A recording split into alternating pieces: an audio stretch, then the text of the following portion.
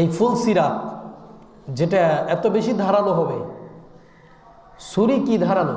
আমরা কোরবানে যে গরু জবাই করি, ছুরিটাকে আমরা চাইলে 50 টাকা দিয়ে ধার করানো যেতে পারে, কিন্তু আমরা সেটাকে 200 টাকা দিয়ে এক একটা ছুরিকে ধার করানো হয়।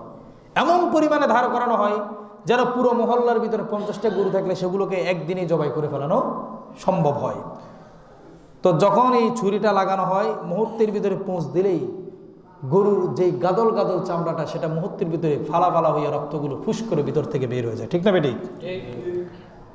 কিন্তু ওই ছুরির থেকেও হাজার হাজার গুণের ভিতরে ধারালো হবে ফুলসিরাতের ওই রাস্তাটা। ফুলসিরাতের ওই রাস্তাটা, ফুলসিরাতের রাস্তাতে এতই ধারালো হবে এবং এত চিকন হবে, আপনার চুলটা যখন যত চিকন তার চেয়েও বেশি চিকন হবে। আর ওটার নিচেই থাকবে জাহান্নাম, আগুন ধৌ ধৌ করে জ্বলবে। এবং শুধু সেখানেই শেষ নয়, প্রচুর পরিমাণে অন্ধকার থাকবে। ফুলসিরাত রাস্তাটা এত পরিমাণে অন্ধকার যে গুনগুন গুনগুন অন্ধকারের ভিতরে যেরকম কিছু একটা মনে হচ্ছে আছে, কিছুই দেখা যায় না। অনেক সময় কারেন্ট চলে গেলে এত বেশি অন্ধকার হয়ে যায় যে কিছুই দেখা যায় না ঘরের ভিতরে, ঠিক তার চেয়ে বেশি অন্ধকার হবে। কিন্তু আল্লাহ বলছে বান্দার জীবনে 70, 80, 90 বছরও নামাজ পড়ে নাই, অথবা গোটা সপ্তাহেও নামাজ পড়ে নাই, শুক্রবার দিন শুধুমাত্র জুমার জন্য প্রস্তুতি নিয়েছে, সুন্দর করে উজু করেছে, গোসল করেছে, তারপরে মসজিদে গিয়েছে, নামাজ হচ্ছে যত ওয়াক্ত তত রাকাতও পড়ে না, মাত্র 2 রাকাত পড়েছে। তারপর আমি আল্লাহ বলবো না যে বান্দা তুমি অন্যায় করেছো, তোমার এটা কবুল করবো না, এটা আমি আল্লাহ বলবো না।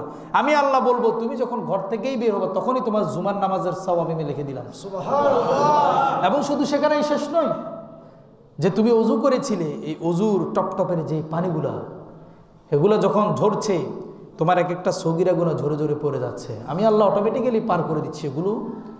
এবং তুমি যতগুলো অঙ্গ ধৌত করেছো ওই অঙ্গগুলো ওই যেদিন ফুলসিরাত হয়ে যাবে, ফুলসিরাতের তুমি এই পাশ থেকে ওই পাশে যেতে হবে, এই পাশে জান্নাত, ওই পাশ থেকে ফুলসিরাত শুরু, মধ্যখানে জাহান্নাম।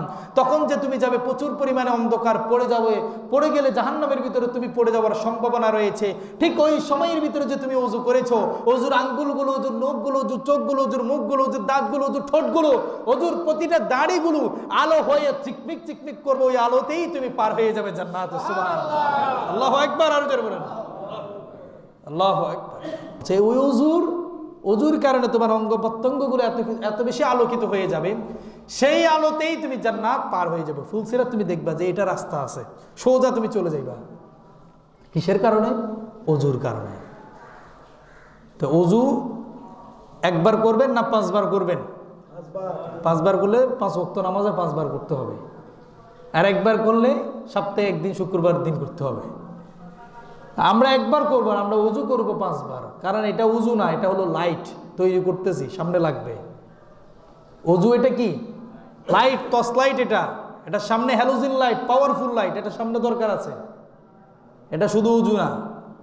আর যখন উজু করছি তখন এটা শুধু উজু না, এটা ফ্রেশনেস, মুখমণ্ডল, হাত পাকে ধৌত করা, পরিষ্কার পরিচ্ছন্নতা হওয়া। আল্লাহ বলছে তুমি যতবার পানি ব্যবহার করবে, ওই পানিগুলো যখনই ঝরঝর করে পড়বে তখনই জাহান্নামের আগুন দুমদুম করে বন্ধ হয়ে যাবে। তোমার এই ছোট্ট জীবনের অনেক অন্যায় আর অপরাধ আছে, তুমি মনে করছো সেগুলোকে মোছা যাবে না, পরিষ্কার করা যাবে না, কিন্তু আমি আল্লাহ বলছি এটাকে মোছার জন্যে, পরিষ্কার করার জন্যেই শুধুমাত্র তোমার 2 চোখের 2 কোণ দিয়ে 2 ফোঁটা পানি যখন তুমি নিশিরাত্রে ছেড়ে দিবে বিছানার ভিতরে, যাই নামাজের ভিতরে, অথবা যদি তুমি কনকনে শীতের কারণে যদি উঠে নামাজটা পড়তে না পারো, কিন্তু আমি আল্লাহর ভয়ের জন্যে, তোমার অন্যায়ের জন্য তুমি যদি অনুতপ্ত হয়ে ঘুমানোর সময় বালিশের সাথে মাথা লাগিয়ে 1 ফোঁটা পানি যদি তুমি ওই বালিশের ভিতরে ফেলে দাও, আমি আল্লাহ ওই পানির ফোঁটা চোখ থেকে নাক পর্যন্ত, বালিশ পর্যন্ত পড়ার আগে আগে তোমার 70, 80, 90 বছরের জীবনের গুনাহগুলোকে মাফ করে দিব। সুবহানাল্লাহ। এটা কে প্রতিশ্রুতি দিচ্ছেন? আল্লাহ দিচ্ছেন। আল্লাহ বলছে বান্দা নৈরাশ হওয়ার কোনো কারণ নাই, কারণ আমি আল্লাহ যেই পরিমাণ শাস্তি রেখেছি তার থেকেও বেশি শান্তি রেখেছি। সুবহানাল্লাহ। আপনারা এবার আমাকে বলেন জান্নাত হলো কয়টি?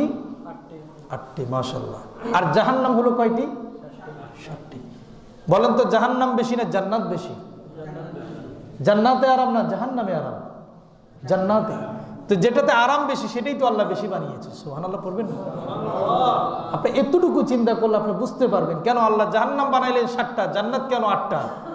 যেটা শান্তির জায়গা সেটা বানাইলেন 8টা, আর যেটা অশান্তির জায়গা সেটা বানাইলেন 7টা। আল্লাহ বলতেছে জাহান্নামীরা কম হবে, জান্নাতীরা বেশি হবে। কেন? কারণ আমি আল্লাহ তাদেরকে মাফ করে দিয়ে জান্নাতের ভিতরে ঢুকাই দেব। এই জন্য জান্নাত বেশি লাগবে, এই জন্য একটা বানাইলাম বেশি। সুবহানাল্লাহ।